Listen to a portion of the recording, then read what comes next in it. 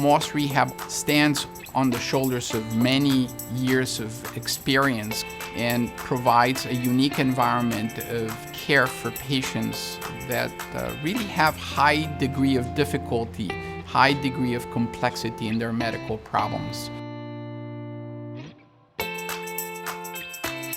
We're very fortunate because we have very well integrated teams of care that I think are just exceptional at what they do.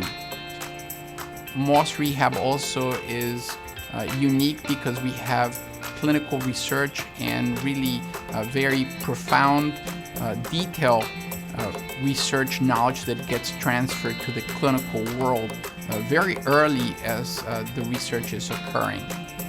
Moss Rehab has a long commitment to research and has created a research institute and funded it to make sure that we develop new and innovative treatments and assessment tools. I think the amount of research we have here is quite remarkable for a clinical institution, and I think that reflects really the commitment to making a difference. If we don't have the tools today, that we need to be involved in developing tools for tomorrow.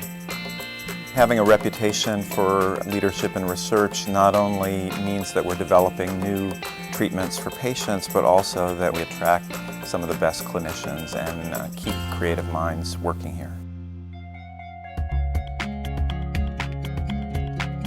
We have three major functional laboratories. One that looks at the upper limb, the arm, one that looks at the lower limb for walking primarily, and then the third laboratory is our electrophysiology laboratory. And when you combine the results of tests from these three environments, you can really figure out what is the cause of a problem, what is the source of the functional deficit, and then what's the best way to address it. Within this laboratory, we study the upper extremity, and in particular we study patients who have an upper motor neuron syndrome. So the real purpose of the laboratory is to identify muscles that are impaired by pathology in order to aim specific treatments at individual muscles which operate the joints. The result has been a greater understanding on our part, and what we've done is we've tried to spread that information and that understanding to the rest of the hospital.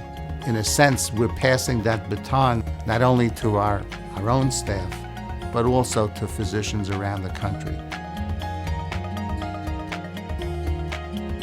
The GATE laboratory does two major things. It works in addressing clinical problems of patients who have problems walking. The other one is looking at research questions that have a clinical impact on patients. We are very fortunate because we have a laboratory that is focused on clinical work and clinical research, and then we have a laboratory that does only research. And so as an institution, we have two laboratories available to us. The work in the Gait and Motion Analysis Laboratory has an important role in clinical outcomes. I can see the effects of my work on patients and how the little contribution that I bring to their care can have a big impact in their daily life and their long term of how they recover.